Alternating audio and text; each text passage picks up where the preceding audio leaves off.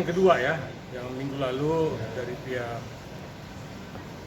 bagian hukum Polda Metro tidak hadir, maka baru hari ini setelah 1 minggu kita tunggu, baru hari ini mereka hadir. Namun agendanya tadi baru perkenalan dan memperkenalkan kuasa hukum dari masing-masing pihak, dari Polda dan dari pihak Lady Marcella. Nah, terkait kasusnya ini adalah kriminalisasi, ya, jelas ya bahwa setelah terjadi kriminalisasi terhadap Lady Marcella. Ini kalau kita balik ke belakang, ini kasus pengadaan sembako. 60M ya Bang, 60M. Sebenarnya bukan 60M, tapi ini sembako yang mungkin kurang lebih sekitar 60M lah ya. Tapi kerugian rupiah tidak ada. Kerugian rupiah tidak ada. Lady Marcella ini memang seperti terhipnotis ya oleh sindikat. Ya, sindikat inilah yang memang dominan. Sepertinya ya melakukan upaya untuk mengkriminalisasi. Karena yang kita lihat pun SPK-nya adalah SPK bodong dan itu sudah dilaporkan dan sudah ada yang ditahan 3 orang dari SPK bodong itu.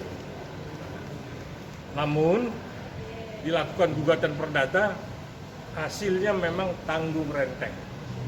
Nah, ketika itu memang ada dilaporkan oleh LM ya bahwa seseorang bernama L itu harus ya ditetapkan menjadi tersangka ya. Namun di SP3 kan. Ini buntutnya dari SP3 tempo hari.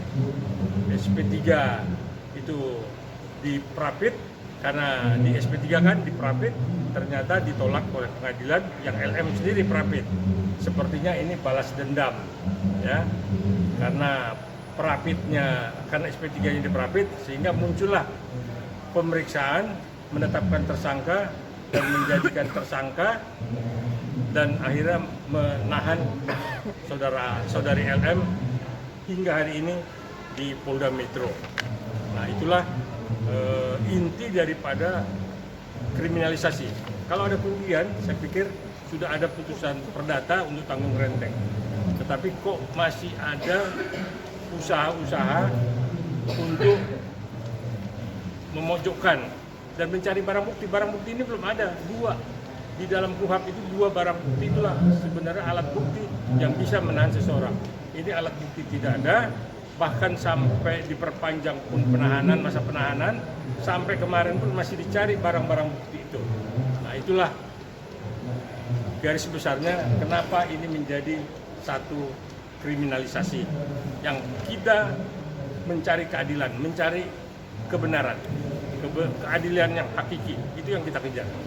Saya pikir kalau udah kriminalisasi pasti dipaksakan, karena sampai kemarin pun masih mencari alat bukti, padahal udah ditahan dan udah diperpanjang, kok masih dicari lagi alat bukti? Berarti kan penahannya itu kan grey ya, abu-abu, ya makanya ditahan.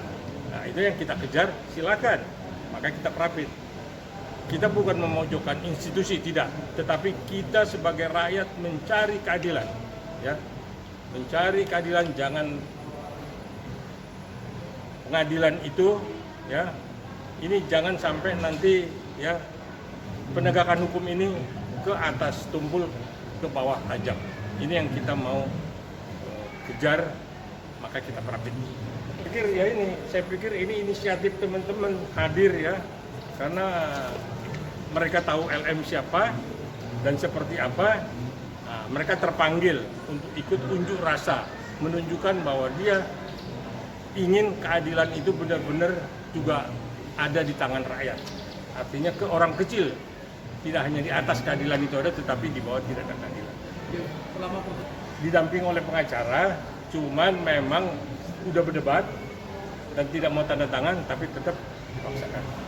Prapit itu 7 hari masa persidangannya dan besok agendanya sampai putusan nanti minggu depan hari Selasa. Besok agenda pemeriksaan, ya, permohonan, pemeriksaan segala macam dan jawab menjawab. Saya nggak melihat ada mediasi seperti itu ya, tapi kita tahu bahwa LM ini benar-benar memang dizolimi, ya. Karena kalaupun ada mediasi, saya pikir berapa kerugian akan diselesaikan. Tapi ini kan tidak ada kerugian, ya. Dan bahkan uangnya lebih dari perhitungan bisnis ini.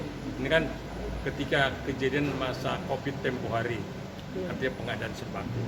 Nah, saya pikir itu yang akhirnya menjadikan Lady SK dan sekarang ditahan.